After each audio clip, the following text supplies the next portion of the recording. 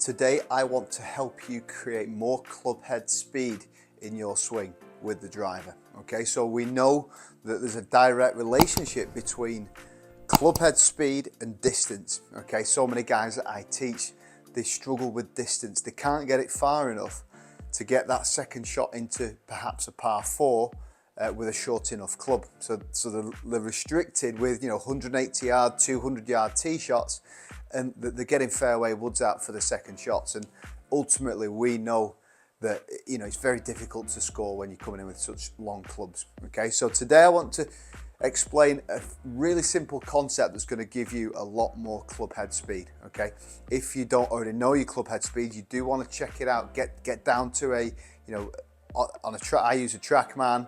Most launch monitors will get your club head speed.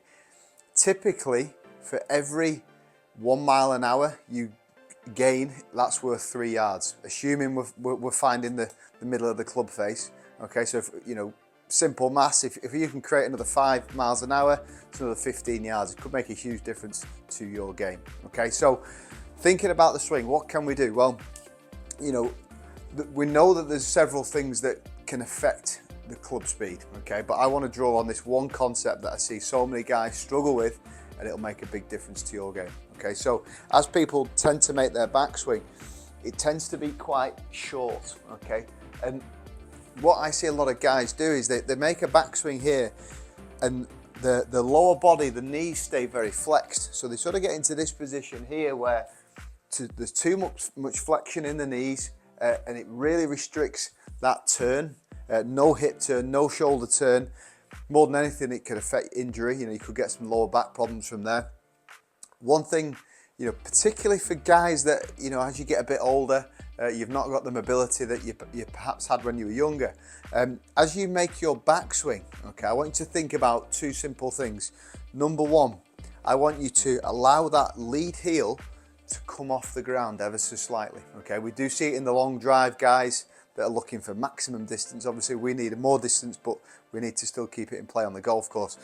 I want you to allow this lead heel to come slightly off the ground. Okay, so you can see here as I swing back, it's just going to come off ever so slightly. Okay, again from this angle, lead heel just comes off slightly. What does that do? Well, the first thing it does, it allows your hips to turn much further. If that stays on the ground, your hips can't really turn. Okay, as soon as that comes off a little bit, the hips are going to rotate, and I want you to, when you're practicing, I want you to feel like you can turn your hips behind you. Okay, so here, sort of rotating back to the camera there. Okay, so the more I can increase that hip turn, the more I can then increase the shoulder turn. Again, from this position here, we're going to lift it up, we're going to turn the hips, and then all of a sudden I can rotate those shoulders so much more. From there, quite often I would say to my students, feel like your back is facing the target at the top of the backswing. So we're lifting that heel, we're turning the hips, and you can see there I can comfortably get my back facing the target. Again, with a club all the way in that position there. It's really going to free your body up, and it's going to allow you to create more club head speed. The club itself is going to travel further. Again, from here, how much further is that club traveling now? And I can really create some good club head speed. Okay, let's hit a shot for you.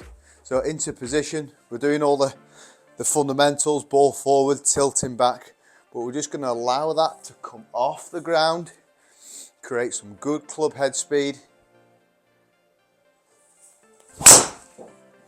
Nice. Yeah, so that's me exaggerating it, but that's 109 mile an hour pretty much there. I'm normally a little bit less, 105, 106.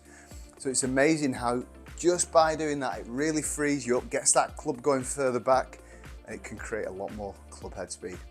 But the main thing is we've still got to find the middle of the club face. Okay, so you don't want to sacrifice too much accuracy. Now, I say a lot of guys, I'd rather you be 30 yards further up and a little bit offline than 30 yards further back but straight. Okay, so you've got to get that balance for your game, but if you do need the extra length, try this. Heel off the ground, bigger hip turn, bigger shoulder turn. You'll see a big improvement in that club head speed. and overall distance. As always guys, thanks for watching. If this is your first time watching the channel, please don't hesitate to subscribe. Post any comments down below. Look forward to seeing you again very soon.